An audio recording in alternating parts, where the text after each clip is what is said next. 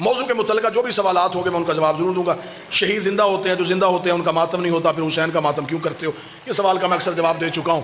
جی میں نے پڑھ لیا. جی اچھا ایسا ہو جی. شہید زندہ ہوتے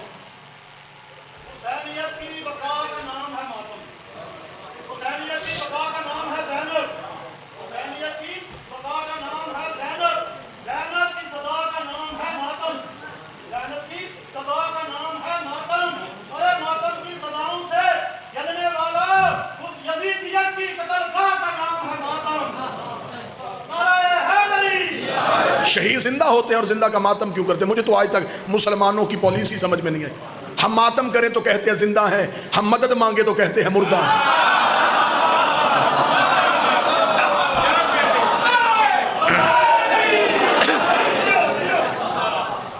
اگر ہم کہیں گے یہ زندہ ہیں تو پھر کہتے ہیں کہ نہیں جی مدد مانگتے ہو، یہ تو مردہ ہے. خدا نے چھٹا پارا شروع یہاں سے کیا ہے. نہیں پسند کرتا اللہ اونچی آواز پہ رونا، مگر جہاں ظلم ہو وہاں اجازت. اگر تجھے زندہ کے ماتم کی اتنی تکلیف ہے، یعقوب کو پتا تھا کہ یوسف زندہ ہے، نبی تھا، جانتا تھا بیٹا زندہ ہے، پھر بھی 40 سال رویا، صرف یہ سمجھانے کے لیے کہ مظلوم کو رویا جا سکتا ہے. آج ہمیں بندے کہتے ہیں علم سے شفا کیسے مانگ لیتے ہو، کپڑا شفا کیسے دیتا ہے؟ کاش تو نے قرآن پڑھا ہوتا. اللہ نے یعقوب کو یوسف کے کرتے سے شفا دی تھی.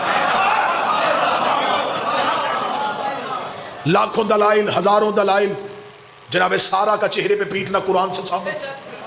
اگر کوئی بندہ کہے کہ نہیں یہ تو پچھلے نبیوں کی بات ہے، ہمارے نبی کے دور میں تو ایسا کچھ ہوا ہی نہیں، تو چلے پھر میں حوالہ لکھوا دیتا ہوں. حوالہ لکھ لیجئے، مدارج النبوہ، شاہ عبدالحق محدث دہلوی کی کتاب ہے، مذہب اہل سنت کی معتبر کتاب ہے. اس میں لکھا ہے جب جنگ احد میں رسول کے چچا حمزہ شہید ہو گئے اور احد کے شہداء کا ماتم مدینے میں ہو رہا تھا. اب جو لفظ بالکل لکھے ہیں میں وہ لفظ پڑھوں گا تاکہ کل کو کوئی ویڈیو کیمرے میں میری ویڈیو لے کے کتاب کے ساتھ ٹیلی کرے تو وہ یہ نہ کہے یہاں لفظ اور تھے، ممبر سے اور بیان کیے گئے. میں وہی لفظ پڑھتا ہوں جو شاہ عبدالحق محدث دہلوی لکھا ہے. لیکن جب رسول مدینہ پہنچے تو پورا مدینہ ماتم کدا تھا.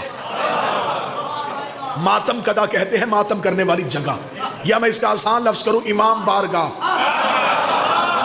پورا مدینہ ماتم کدا تھا. رسول نے صحابہ سے پوچھا یہ کس کا ماتم ہو رہا ہے؟ تو صحابہ نے کہا یا رسول اللہ یہ احد کے شہداء کے ورثہ اپنے شہداء کے لیے ماتم کر رہے ہیں. رسول نے ٹھنڈی آہ بھر کے، یہ محدث دہلوی کا لفظ، ٹھنڈی آہ بھر کے کہا ہائے میرے چچا حمزہ پہ ماتم کرنے والا کوئی نہیں. یہ کہہ کے رسول گھر گئے. انصار اپنے اپنے گھروں میں گئے، اپنی اپنی عورتوں کو بلایا، بچوں کو اکٹھا کیا اور رسول کے دروازے پہ لے کے آئے. میں جملے پڑھ رہا ہوں مدارج النبوہ سے.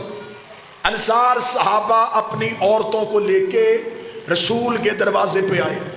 پہلی ماتمی سنگت صحابہ کے گھروں سے نکلی، رسول کے دروازے پہ آگے صحابہ کی عورتوں نے اونچی آواز سے رسول کے چچا حمزہ پہ آہو فریاد کرنا شروع کی. محدث دہلوی کہتے رسول اندر تھے. رسول نے پوچھا یہ میرے دروازے پہ کون رو رہا ہے؟ بتایا گیا یا رسول اللہ یہ انصار کی عورتیں اپنے گھروں کو چھوڑ کے آپ کے چچا حمزہ کا ماتم کرنے کے لیے آئی ہیں. جملے محدث کے نہ ہو میں گردن کا لہو دوں گا. شاہ عبدالحق کہتا ہے رسول نے مصلی پہ دعا کی ہاتھ بلند کر کہا میرے اللہ جو میرے چچا کو رونے کے لیے انہیں بھی بخش دے، ان کی اولاد کو بھی بخش دے، ان کی اولاد کو بھی بخش دے، انہیں بھی بخش، ان کی اولاد کو بھی بخش، ان کی اولاد کو بخش. ہر عبادت ایک نسل بچاتی ہے، حسین کا ماتم 3 نسلیں بخشوا دیتی. سنی کتاب سے دلیل. ایک اور دلیل سن لو جلدی جلدی. اب ایسے کرنی کو خبر ہے نبی زندہ ہے، صرف نبی کا دانت زخمی ہوا ہے، ٹوٹا نہیں. آج کے بعد نہ کہنا نبی کا دانت ٹوٹا، ٹوٹنا عیب ہے. رسول بے عیب. دانت ٹوٹ جاتا چہرے میں نقص آ جاتا، جہاں نقص ہو وہ کامل نہیں ہو. دندان مبارک زخمی ہوا. اب ایس کو خبر پہنچی، رہتا وہ کرن میں تھا، دیکھا پیغمبر کو تھا نہیں، پتھر اٹھایا، پہلا زخمی کیا. ذہن میں آیا کہ شاید نبی کا یہ نہ ہو، پھر دوسرا، پھر ذہن میں شاید یہ بھی نہ ہو، پھر تیسرا. سارے کے سارے توڑے، لہو منہ سے نکل رہا ہے. نبی بیٹھے ہیں مدینے میں، یکدم نبی کے جسم میں جھرجھری آئی. صحابہ نے کہا یا رسول اللہ کیا؟ رسول نے دیکھا او میرے صحابیوں، مجھے جنت کی خوشبو تمہارے گھروں سے نہیں کرن سے آ رہی ہے. مجھے جنت کی خوشبو کرن سے آ رہی ہے. صحابہ نے کہا یا رسول اللہ وہاں کون رہتا ہے؟ فرمایا اگر تم میں سے کوئی کرن جائے، وہاں میرا ایک عاشق ہے، اس کا نام اویس ہے، اسے میرا سلام کہنا. میں بات سمجھا ہی نہیں سکا. محمد وہ ہے جسے اللہ سلام کر رہا ہے. نبی وہ ہے جو اپنے عاشق اور اپنے ماتمی کو سلام کر رہا ہے. نبی نے کسی صحابی سے نہیں کہا کہ جلدی جاؤ تیز رفتار گھوڑا لے کے جاؤ اویس کو گرفتار کرو، گرفتار کر کے لاؤ، میں زندہ تھا. اس نے زندہ کی یاد میں ماتم کیوں کیا؟ نبی نے کہا اسے جا کے خوشخبری دو کہ تمہیں نبی سلام کہہ رہا ہے. چل نبی نے تو محبت میں کہہ دیا تھا، خدا ہی کہہ دیتا کہ جسم میرا تھا، میں نے تجھے امانت دی، تو نے اسے زخمی کیوں کیا؟ خدا نے بھی لاڈ کی انتہا کر دی. خدا نے بھی جنت سے کیلا فرش پہ بھیج دیا کہ اب منہ میں دانت نہیں ہے، غذا نرم چاہیے، چبا نہیں سکتا.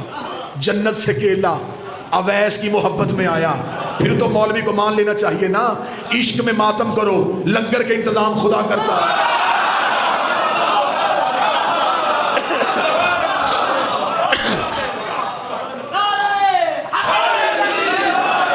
ماتم کے لیے ایک نہیں 1000 دلائل کے انبار لگائے جا سکتے ہیں، لیکن جس نے نہیں کرنا، ماتم رسم نہیں، ماتم عشق.